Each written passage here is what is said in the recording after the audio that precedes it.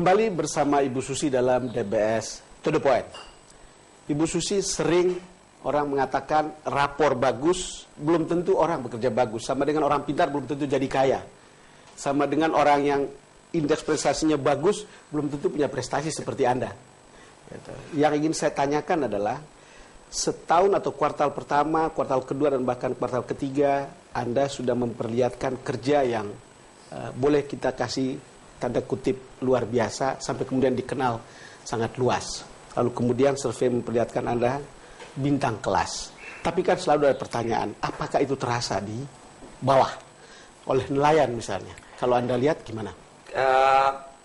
Saya satu persatu ya, Pak Don. Jadi tanggal 7 November saya buat surat edaran kepada seluruh gubernur untuk membebaskan pungutan dan retribusi dan izin-izin untuk nelayan dengan kapal-kapal di bawah 10 GT. Jadi kita sudah lakukan deregulasi di situ untuk memudahkan. Jadi tidak perlu ada paket deregulasi baru, bukan? Anda sudah lakukan itu? Perikanan sudah 7 November. Kemudian kita juga lakukan bahwa pendapatan nelayan ini kita akan kejar, terutama juga dalam jumlah nelayan. Kan nelayan ini dari 1.600.000 telah berkurang menjadi 800.000 dalam 10 tahun, separuhnya. Berarti hidup sebagai nelayan kan sudah tidak menarik lagi, dan sudah tidak cukup untuk menghidupi kehidupan sebagai seorang nelayan. Jadi target saya tentunya menambah jumlah nelayan. Dan mengembalikan jumlah itu. Dan saya dengar sekarang ini banyak orang kembali senang, apalagi di Twitter, di mana sosial. Sekarang yang saya heran tuh, sosial media tuh begitu hebat. Oh, sangat masif. Pak Don, kemana-mana ya. Jadi seperti contoh di Aceh, jaring arat saja sudah dapat tontonan. Jadi menarik orang untuk masuk ke punya jaring untuk nangkep ikan. Saya pikir itu satu hal yang baik. Dan dari data BPS, growth perikanan kan semester terakhir itu 8,4. 8,4 ya. Waktu awal tahun semester pertama itu 8,9.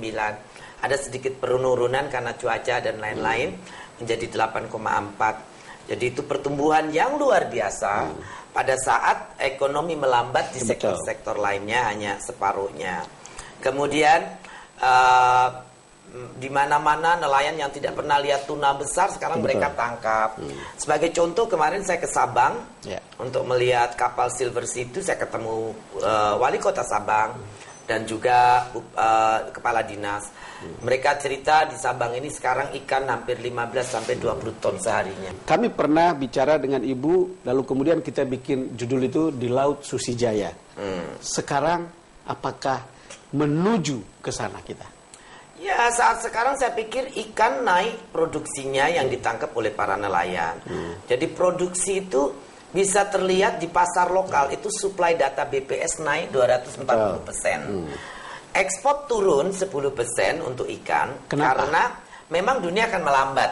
Pak. Dan ternyata pasar menyerap banyak sekarang ini, pasar lokal. Saya mungkin karena daging mahal.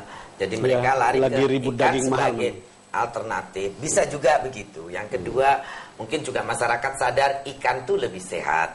Ikan tuh lebih proteinnya tidak merusak ukuran kolesterol. Ya, jadi saya pikir itu juga. Yang kedua, selain naik 240%, udang kita juga naik 40% ke Amerika. Yang ketiga, harga di tingkat konsumen sekarang ikan? Untuk lokal mungkin jauh lebih baik dibanding dulu. Tidak murah, tapi juga tidak sangat mahal. Tetapi tidak langka. Tidak langka, itu yang paling. Dan segar ikannya. Nah, satu hal. Kan kapal-kapal ilegal itu kan sudah banyak yang ditenggelamkan. Dan kemudian tidak ada lagi yang berani. Walaupun tentu tidak bersih. Tidak ada 100% belum lah. Masih ada yang mencoba. Karena kemarin bulan ini aja kita nangkep 16, Pak. 16 bulan ini? September. Nah, yang ingin saya tanyakan sebetulnya, ada nggak pengaruhnya pada industri perikanan, industri olahan untuk sekarang yang industri lama mau pada bangkit, itu yang saya tahu. Yang jelas pasar lokal yang harian itu sangat hidup sekarang. Mudah-mudahan processing akan jalan lagi. Karena kan dolar sangat bagus. Saya rasa itu attract orang-orang untuk kita belum mendata yang sudah revitalize dan sudah maju lagi siapa saja, tapi yang pasti saya dengar interest itu sangat tinggi. Terutama juga kita kan kemarin akan sudah pastikan bahwa 70% dari APBN 2016 harus masuk ke stakeholder, di mana stakeholder itu adalah nelayan, budidaya, dan konservasi. Kemudian Anda punya kepuasan di mana sekarang tingkatnya setelah lihat itu? Dari skor 1 sampai 10 ada di mana? Ya, at least bahwa orang melihat apa yang saya kerjakan dengan all out. So, yang kadang-kadang saya suka khawatir dan itu yang suka bikin saya frustasi sebetulnya.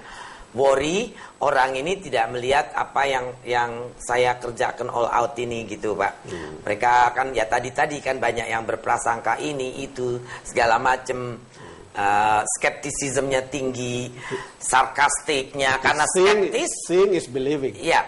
Tapi kan tidak semua orang have opportunity to see it. Betul. Untuk nelayan dia experiencing it kan. Tapi untuk orang-orang yang di kota yang aktif di sosial media, tidak semua dari mereka itu understand apalagi experiencing yang saya lakukan. Yang kadang-kadang bikin saya frustasi gitu. Mereka ini tidak tahu saya ini kerja all out gitu kan. Wajah Anda tidak terlihat bahwa Anda frustasi kadang-kadang. Ya, hibur-hibur diri. Kalau nggak saya nggak bisa lanjut, Pak Dor. Kalau saya frustasi, jengkel, udah tertinggal aja. Kadang-kadang another part dari saya kan sedikit ekstrim kadang-kadang. Jadi ya sudahlah, balik kanan saja. Sedikit ekstrim, balik kanan saja. Kalau bisa 1 tahun atau 2 tahun begitu. People doesn't even care what I'm doing right, or I'm doing all out, or I try to do my best, kan gitu. Kadang-kadang ada seperti itu. Tapi ada orang mengatakan Tuhan tidak tidur untuk lihat pekerjaan Anda. Ya, mudah-mudahan seperti itu. So, kita jeda lagi. Pemirsa, kami akan segera kembali. Banyak mereka karena sudah tidak ada raw material, ikan pun susah. Kita semua kejar-kejar untuk budidaya lele, mujair, yang pakannya juga impor. Padahal laut kita luas di depan kita. Tapi nelayan tangkap tidak dapat apa-apa.